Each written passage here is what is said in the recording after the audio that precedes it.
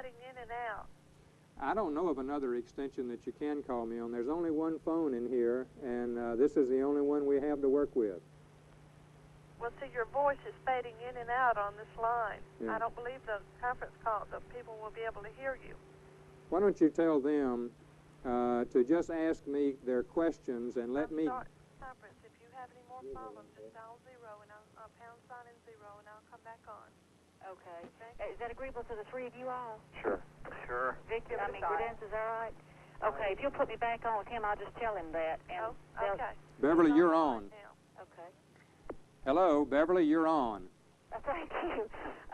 Right now I can hear you fine, but... Well, good. Well, why don't you just have them ask the questions in a sequence, Right. and I'll answer them.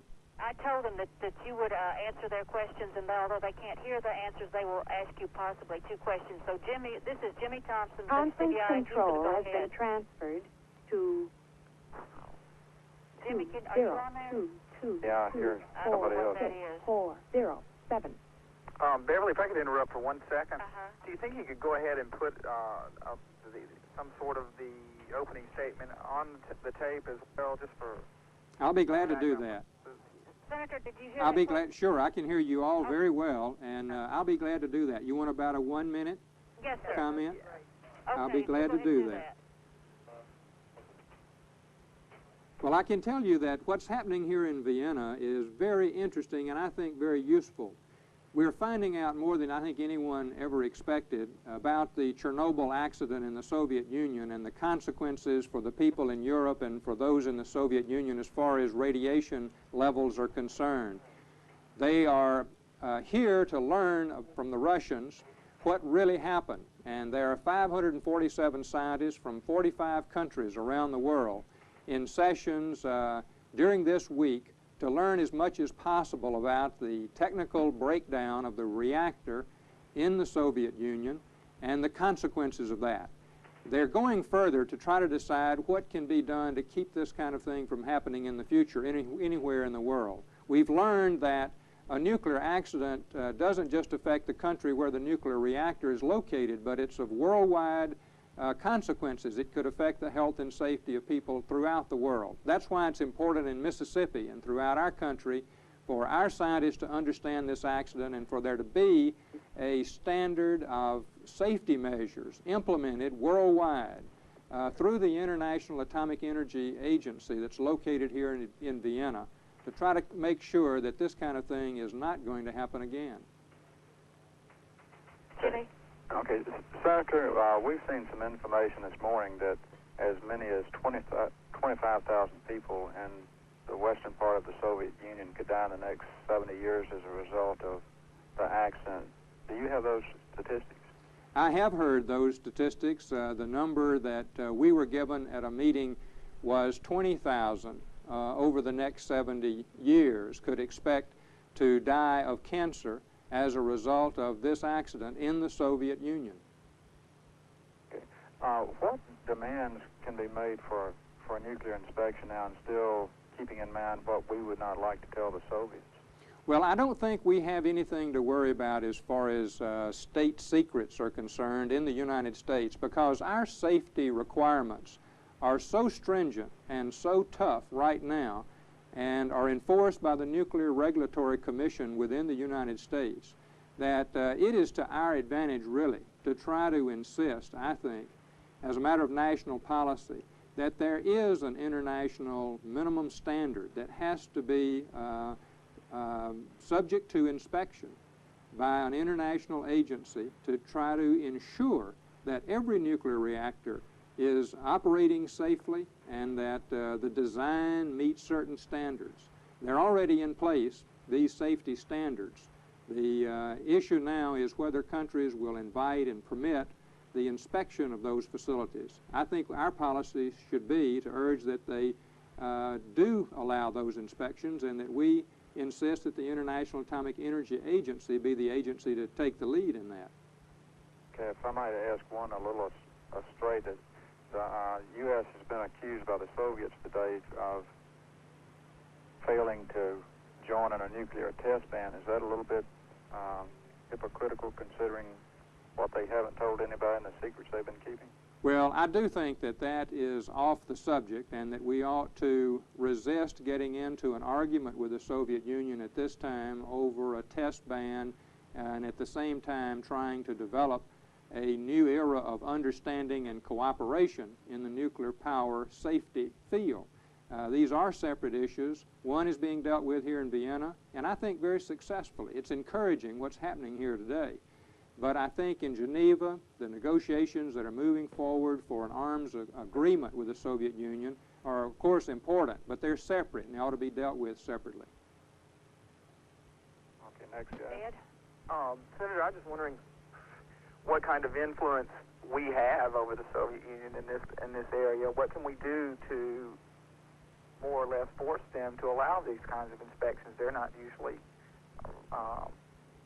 real thrilled about that kind of thing. Well, I'm encouraged about this because they have already shown an interest in cooperating and supporting the International Atomic Energy Agency in its efforts to safeguard nuclear fuel so that it isn't diverted for the purpose of manufacturing nuclear weapons. They have an interest in that that is as strong as the United States' interest. Neither one of us wants uranium or other fuels used in nuclear reactors to be used for weapons by other countries.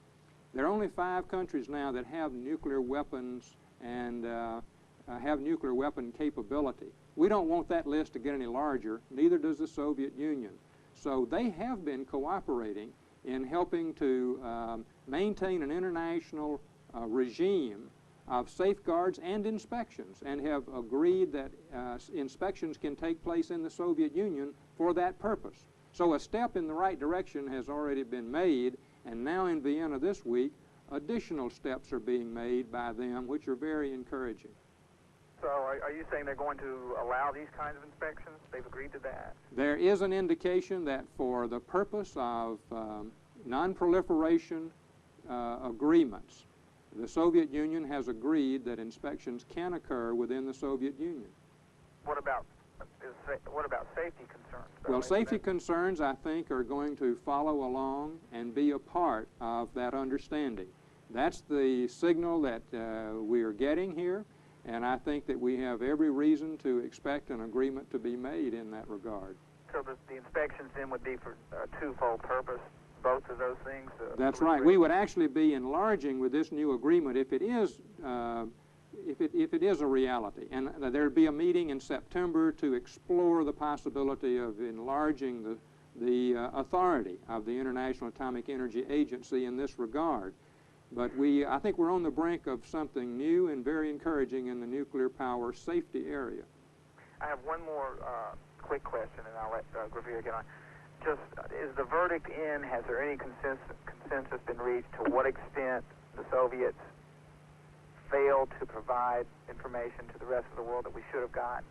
Well, I think the reaction to that is that, of course, there was information that the Soviets had that was not provided to the general public in a timely fashion, but it also appears there was a great deal of confusion, not only at the site, but in Moscow about the consequences and the impact that this accident would have on the environment in the Soviet Union, on the people there, and on the environment elsewhere. I think they misjudged. They obviously made an error in trying to assess the seriousness of this situation at the first time it came to their attention. There was no doubt there were errors in judgment made, and that's come out at this hearing. Gravier? Okay, Senator Cochran, this is Gravier Denso with WATP. You've basically answered several of the questions that I had regarding the Chernobyl accident. My question to you is about the Soviet stand on Star Wars at this point. The latest talk is that they're thinking of putting space mines up now. What does that do to President Reagan's Star Wars policy? Well, the fact of the matter is the Soviet Union have for 20 years or so been investing a large amount of their resources into research, into the use of space for military purposes, and that policy has not changed. It wasn't President Reagan who thought up the notion that we ought to invest some of our resources into finding out how space could be used, either defensively, which is what he suggests, or by the Soviet Union in some other way for military purposes. So I think we do need to include the possibilities of deploying space-based defense systems in the discussions that are going on now about arms control. It's an essential part of it, and the President has basically said that. What does this do to the summit as far as the Soviets saying that they're going to put mines in space, and if President Reagan goes ahead with his plans, that they too will go ahead with Star Wars policy? Well, the President's plan is not an aggressive, offensive space military plan of action at all. It is a defensive plan. So I don't know that we can put much stock at this time in the public statements from Soviet officials about space mines and such things as that. Of course, they would like to win a public relations victory in advance of there being any kind of agreement on arms reduction. But I think we should leave those kinds of discussions to our negotiators in Geneva. They're making real progress. And I think there's a reason to be optimistic that when the President and Mr. Gorbachev meet later this year, which we hope they will, that they can work out, if not an agreement in the full meaning of that word on arms reduction, at least a basis for understanding and further agreements that will lessen the likelihood of war. Do you think all this is public relations talk from the Soviet Union? Well, I think you do see that a good deal. The Soviet Union accuses us of all kinds of bad things, but that's, you know, I think something that we shouldn't dwell on. We should look toward trying to reach agreement on those things which are in our mutual interests and which serve to protect the safety and well-being of American citizens. And there are a lot of things like that we can talk about with them. Senator, I think it's obvious that we've been able to hear your answers now. Thank you very much. Well, thank you, Beverly. I'm glad it worked out that we could have this conference. Thank you all for participating in it. Thank you. Thank you. Goodbye. You all still there? Yeah. Yeah.